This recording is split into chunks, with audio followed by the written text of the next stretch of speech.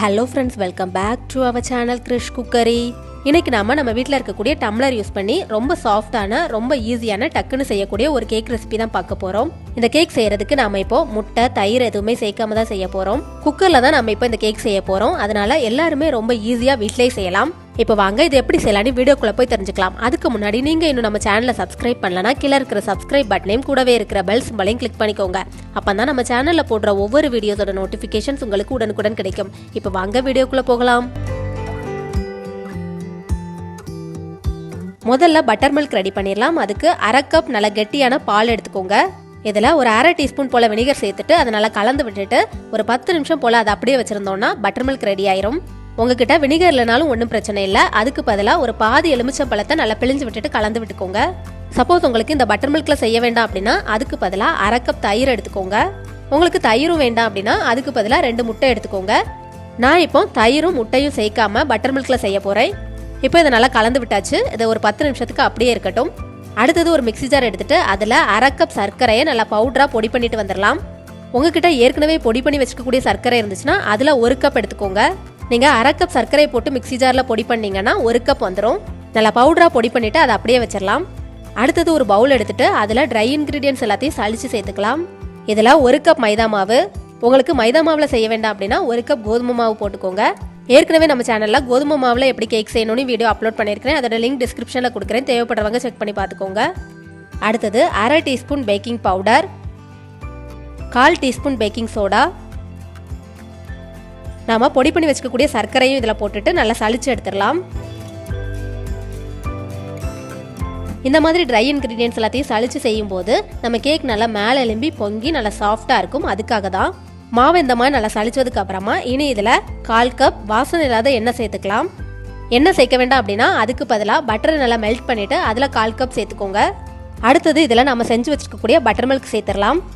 இப்போ பார்த்தீங்கன்னா butter milk ரொம்ப சூப்பராக தயிர் மாதிரியே ரெடி ஆயிடுச்சு.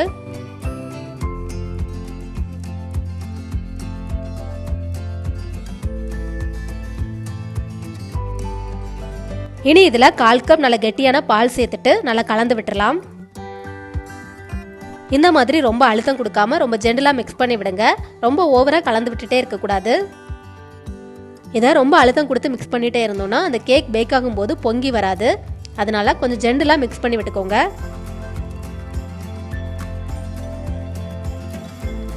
இந்த மாதிரி கன்சிஸ்டன்சியில் மிக்ஸ் பண்ணதுக்கு அப்புறமா அதை அப்படியே வச்சுக்கோங்க.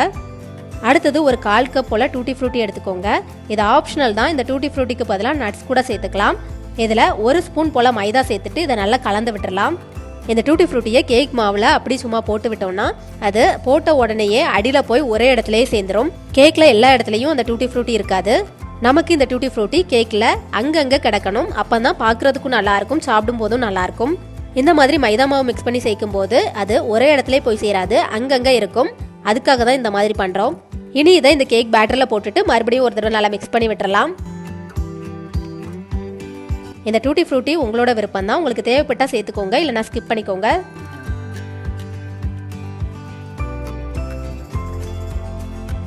கடைசியா இதுல ஃப்ளேவருக்காக 1/4 டீஸ்பூன் வெனிலா எசன்ஸ் சேர்த்துட்டு எல்லாத்தையும் நல்லா கலந்து விட்டுக்கலாம். வெனிலா எசன்ஸ் உங்ககிட்ட இல்லைனா அதுக்கு பதிலாக கொஞ்சமா ஏலக்காய் பொடி சேர்த்துக்கோங்க, அதுவும் நல்லா இருக்கும். இந்த மாதிரி கன்சிஸ்டன்சியில் மிக்ஸ் பண்ணி எடுத்துக்கோங்க. இது ரொம்ப தண்ணி ஆயிடுச்சுனாலும் கேக் பேக் பண்ணும்போது ஒழுங்கா பொங்கி வராது. அதனால இந்த மாதிரி மிக்ஸ் பண்ணி எடுத்துக்கோங்க. இப்போ கேக் பேட்டர் ரெடி ஆயிடுச்சு. அடுத்தது நம்ம கேக் பேக் பண்ணக்கூடிய டம்ளர் எடுத்துக்கோங்க.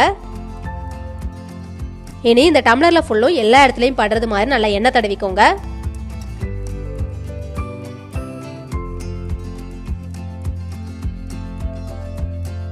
எல்லா டம்ளர்லையும் எண்ணெய் தடவினதுக்கு அப்புறமா இதில் கொஞ்சமாக மைதா மாவு போட்டுட்டு இந்த டம்ளரில் எல்லா இடத்துலையும் படுறது மாதிரி நல்லா ஸ்ப்ரெட் பண்ணி விட்டுக்கலாம். இந்த மாதிரி பண்ணுறதுனால கேக் பேக் பண்ணதுக்கு அப்புறமா எடுக்கிறதுக்கு ஒட்டாமல் ஈஸியாக வெளில வரும். அதுக்காக தான். அடுத்தது ரெடி பண்ணி வச்சுக்கக்கூடிய கேக் பேட்டர் எடுத்து இந்த டம்ளரில் ஊற்றிடலாம். கரெக்டாக அரை கப்புக்கும் கொஞ்சம் அதிகமாக ஊற்றிக்கோங்க.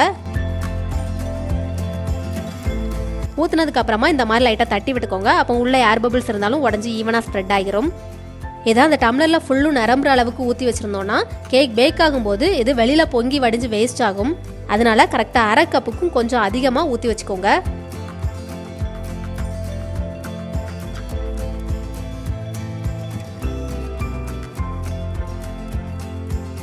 இந்த டம்ளரில் தான் கேக் செய்யணும்னு இல்லை, இந்த மாதிரி சின்ன சைஸில் இருக்கக்கூடிய கிண்ணம் எடுத்துகிட்டு அதுலேயும் கேக் செய்யலாம். சூப்பராக பேக் ஆகி வரும். நான் இப்போ இந்த கிண்ணத்தில் எண்ணெய் தடவிட்டு அதில் மைதா மாவு வச்சு ஸ்ப்ரெட் பண்ணி வச்சுருக்கிறேன். இதில் அந்த பேட்டர் எடுத்து ஊற்றிடலாம். இந்த கிண்ணத்துக்கும் இந்த டம்ளருக்கும் கேக் பேக் ஆகிற டைம் மட்டும் கொஞ்சம் வேரி ஆகும்.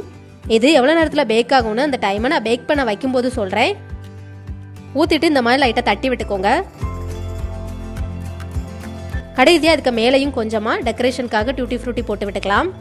அடுத்தது நம்ம இப்போ குக்கரில் தான் செய்ய போகிறோம். அதனால குக்கரை ப்ரீஹீட் பண்ண வச்சிடலாம். ஸ்டவ்வில் குக்கர் வச்சுட்டு இந்த மாதிரி ஒரு பாத்திரம் போட்டுக்கோங்க. குக்கரில் உள்ளே நிற்கிற மாதிரி இந்த மாதிரி பாத்திரம் இல்லைன்னா அதுக்கு பதிலாக ஒரு ஸ்டாண்ட் போட்டுட்டு அதுக்கு மேலே ஒரு சின்ன பிளேட் வச்சுக்கோங்க. இப்போ குக்கரோட விசிலையும் கேஸ்கட்டே ரிமூவ் பண்ணிவிட்டு இதை க்ளோஸ் பண்ணிவிட்டு இதை ஒரு 5 நிமிஷத்துக்கு மீடியம் ஃப்ளேமில் அப்படி ப்ரீஹீட் பண்ண வச்சுக்கோங்க. இப்போ 5 நிமிஷத்துக்கு அப்புறமா ஸ்டவ்வை லோ ஃப்ளேமில் வச்சுட்டு இதை ஓப்பன் பண்ணிடலாம். அடுத்தது இந்த டம்ளர் எடுத்து இந்த பாத்திரத்துக்கு மேலே வச்சுக்கோங்க. இப்போ குக்கரை மூடி வச்சு க்ளோஸ் பண்ணிவிட்டு இது ஒரு 35 நிமிஷத்துலேருந்து 40 நிமிஷம் வரைக்கும் அப்படியே இருந்து பேக் ஆகட்டும். இந்த டம்ளர் கொஞ்சம் ஹைட்டாக இருக்கிறதுனால இது பேக் ஆகிறதுக்கு இவ்வளோ நேரம் ஆகும். ஆனால் அந்த கிண்ணத்தில் வச்சுருந்தது பேக் ஆகிறதுக்கு ஒரு 15 நிமிஷத்துலேருந்து 20 நிமிஷம் போல தான் ஆகும். சப்போஸ் நீங்கள் அவனில் பேக் பண்ண வச்சிங்கன்னா 180 டிகிரிக்கு ஒரு 10 நிமிஷத்துக்கு அதை ப்ரீஹீட் பண்ண வச்சுக்கோங்க. ப்ரீஹீட் ஆனதுக்கு அப்புறமா இதை ஒரு 35 நிமிஷத்துக்கு பேக் பண்ண வச்சிங்கன்னா கரெக்டாக இருக்கும். உங்களுக்கு இந்த கேக் குக்கரில் செய்ய வேண்டாம் அப்படின்னா அதுக்கு பதிலாக பெரிய கடாயில் கூட செய்யலாம். ஏற்கனவே நம்ம சேனலில் பெரிய கடாயில் எப்படி கேக் செய்யலான்னு வீடியோ அப்லோட் பண்ணியிருக்கிறேன். அதோட லிங்க் டிஸ்கிரிப்ஷனில் கொடுக்குறேன். தேவைப்படுறவங்க செக் பண்ணி பார்த்துக்கோங்க. 35 நிமிஷத்துக்கு அப்புறமா இதை ஓப்பன் பண்ணி பார்க்கலாம். கேக் கரெக்டாக பேக் ஆகிருக்குதான்னு செக் பண்ணுறதுக்காக இந்த மாதிரி ஒரு டூத் பிக் இல்லைனா கத்தி வச்சு உள்ளே விட்டு பாருங்கள். கேக் அதில் எதுவுமே ஒட்டலை அப்படின்னா கேக் கரெக்டாக பேக் ஆகிருக்குதுன்னு அர்த்தம். இப்போ இதில் எதுவுமே ஒட்டலை, கரெக்டாக பேக் ஆகிருக்குது. சப்போஸ் உங்களுக்கு அந்த டூத் பிக் இல்லைனா கத்தியில் கேக் ஒட்டி இருந்து அப்படின்னா கூட ஒரு 5 நிமிஷம் வச்சு பேக் பண்ணி எடுத்துக்கோங்க. இப்போ இது சூப்பராக பேக் ஆகிடுச்சு. இதை கேர்ஃபுல்லாக வெளில எடுத்து வச்சிடலாம். வெளியில் எடுத்ததுக்கு அப்புறமா இதை கொஞ்ச நேரத்துக்கு நல்லா ஆற வச்சுட்டு அதுக்கப்புறமா கட் பண்ணி பார்க்கலாம். இப்போ இது நல்லா ஆறிடுச்சு. டம்ளர்லேருந்து கேக்கை வெளில எடுத்துடலாம். லைட்டாக நீங்கள் இந்த மாதிரி கவுத்துனாலே ஈஸியாக வெளில வந்துடும். பாருங்கள் எவ்வளோ சூப்பராக ஒட்டாமல் வெளில வருதுன்னு. கேக் கரெக்டாக பேக் ஆகிருக்கிறதுனால கொஞ்சம் கூட ஒட்டாமல் ஈஸியாக வெளில வருது. இப்போ இதை கட் பண்ணி பார்க்கலாம். கட் பண்ணும்போதே ரொம்ப சூப்பராக சாஃப்டாக இருக்குது.